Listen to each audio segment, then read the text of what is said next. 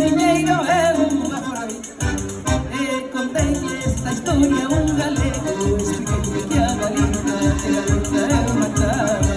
E contestoume que a cambio deste diñeiro, alá na Galiza nada se van gravar.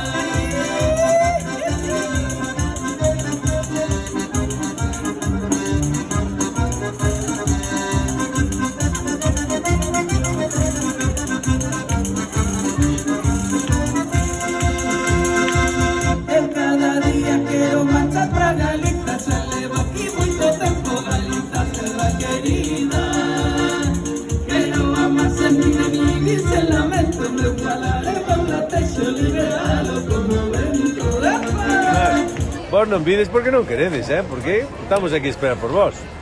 Hala, hasta logo, Chao.